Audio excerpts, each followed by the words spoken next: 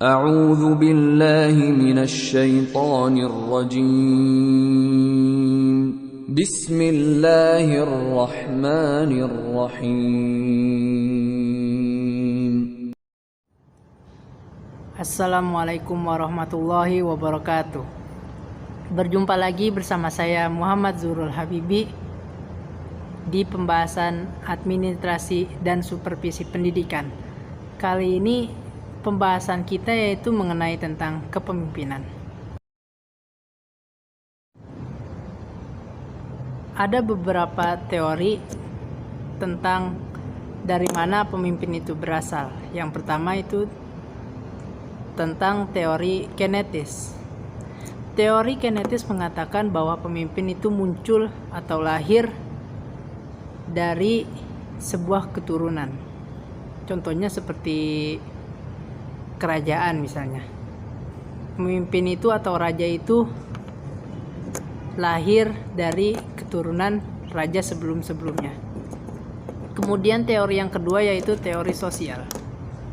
Teori sosial adalah teori yang mengatakan bahwa pemimpin itu dibentuk atau direncanakan.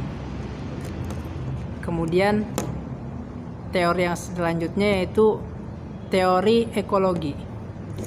Teori ekologi ini adalah teori perpaduan antara teori kinetis dan teori sosial. Teori ekologi adalah teori yang mengatakan bahwa seseorang pemimpin itu berasal dari gen seseorang yang memiliki gen pemimpin. Kemudian seorang itu menyempurnakan dengan beberapa skill atau kemampuan yang bisa memperkuat dan menampilkan sifat kepemimpinannya. Lalu apa itu kepemimpinan sendiri? Kepemimpinan adalah suatu kemampuan atau kesiapan seseorang untuk memengaruhi, membimbing, mengarah, dan menggerakkan orang agar dapat bekerja secara efektif dalam rangka mencapai tujuan di dalam suatu lembaga tentunya.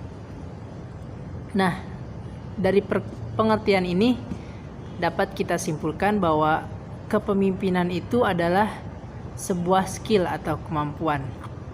Yang artinya skill atau kemampuan ini bisa dilatih dan juga bisa dimiliki oleh setiap orang. Tidak bergantung pada garis keturunan atau gen. Lalu selanjutnya, apa saja syarat-syarat untuk menjadi sebuah pemimpin? Secara garis besar, seorang pemimpin harus memiliki 3 syarat. Yang pertama itu, seorang pemimpin harus memiliki kekuasaan. Artinya dia berkuasa atas apa yang ia kehendaki dalam rangka mencapai tujuan suatu lembaga. Kemudian yang kedua, seorang pemimpin itu harus berwibawa. Berwibawa di sini apa maksudnya? Yaitu seseorang itu harus memiliki diantaranya keunggulan, kelebihan, dan atau keutamaan seseorang tersebut diantara banyak orang. Artinya seorang pemimpin ini memiliki keunggulan atau kelebihan di antara orang-orang di sekitarnya. Syarat yang ketiga yaitu seorang pemimpin harus mampu di sini. Mampu dalam artian apa? Seorang pemimpin harus mampu mengelola apa yang diemban, apa yang diberikan tugas kepadanya. Mampu mengelola anggota atau bawahannya, mampu menggerakkan seseorang agar mencapai tujuan bersama, yang ini tujuan lembaga. Masuk ke pembahasan selanjutnya, yaitu tentang macam-macam pemimpin. Pemimpin ini dibagi menjadi dua.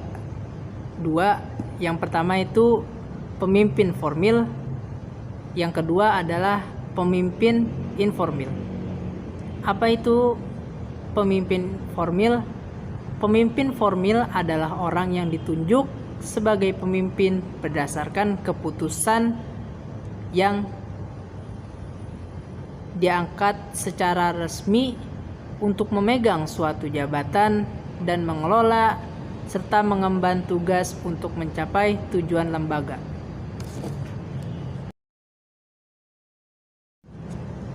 Lalu apa ciri-ciri pemimpin formil ini? Yang pertama, pemimpin formil itu dia ditunjuk oleh orang yang berwenang. Orang yang berwenang di sini ialah pemimpin atau kepala lembaga. Yang kedua, pemimpin formil itu mempunyai dukungan dan mempunyai atasan. Sehingga pemimpin formil ini dia bertanggung jawab atas tugas yang diembannya kepada atasannya atau kepada pemimpin di lembaga tersebut. Yang ketiga, pemimpin formil itu dia harus memenuhi persyaratan formil. Artinya jika dia ingin menjadi pemimpin atau pemegang suatu jabatan di suatu lembaga, maka ia harus memenuhi persyaratan-persyaratan yang ada pada lembaga tersebut untuk menjadi pemimpin atau pemegang jabatan di lembaga tersebut.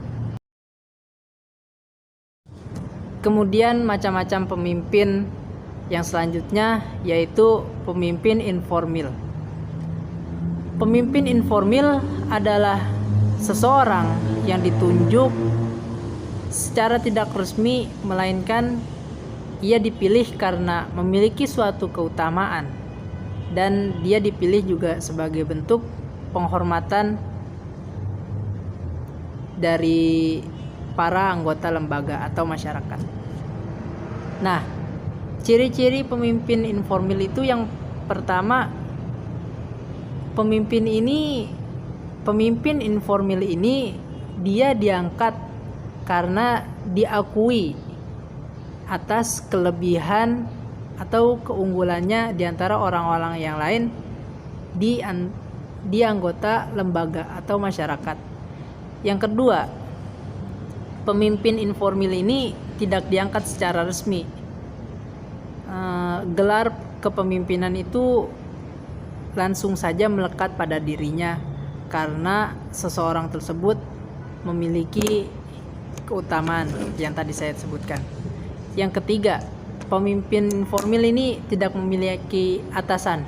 Artinya segala aktivitas, segala tugas yang ia kerjakan itu tidak ada tanggung jawabnya terhadap atasan. Hanya memiliki tanggung jawab terhadap orang yang di bawahnya atau masyarakat. Syarat yang keempat maksud saya ciri yang keempat yaitu pemimpin informal ini tidak digaji. Kenapa? Karena tadi pemimpin informal itu tidak memiliki atasan. Kemudian ciri yang kelima, pemimpin informal ini dia tidak ada tuntutan terhadap tugas yang diberikan. Seperti yang saya jelaskan tadi, dia ini tidak memiliki atasan, artinya segala kegiatan yang dia lakukan itu bertanggung jawab terhadap bawahannya saja, tidak kepada atasannya. Selanjutnya, apa beda pemimpin dengan kepala? Kepala adalah orang yang diangkat menurut peraturan tertentu oleh lembaga berwenang untuk mengemban suatu jabatan, memerintahkan bawahan, dan bertindak sebagai penguasa. Lalu pemimpin adalah orang yang dipilih karena keutamaan maksud saya dan kelebihan di antara orang-orang yang lain di suatu lembaga untuk mengemban suatu jabatan atau tugas yang ada di lembaga tersebut.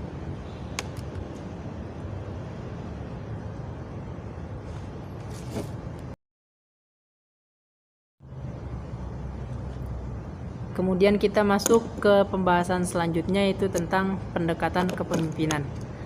Pendekatan kepemimpinan ini ialah berakar dari teori sosial tadi, bahwa pemimpin itu dia dibentuk atau direncanakan. Artinya pemimpin itu bisa berasal dari mana saja, tidak memandang kasta ataupun apapun.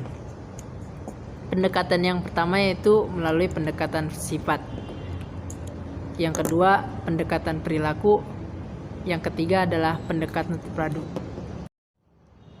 Nah, itulah tadi penjelasan mengenai kepemimpinan dalam administrasi dan supervisi pendidikan. Saya Muhammad Zurul Habibi, apabila banyak kesalahan dalam mengucap kata, mohon dimaafkan. Akhir kalam dari saya, wassalamualaikum warahmatullahi wabarakatuh. J2 tilu eta terangkanlah tungtang tung eta terangkanlah eta jiwa yang berlaku eta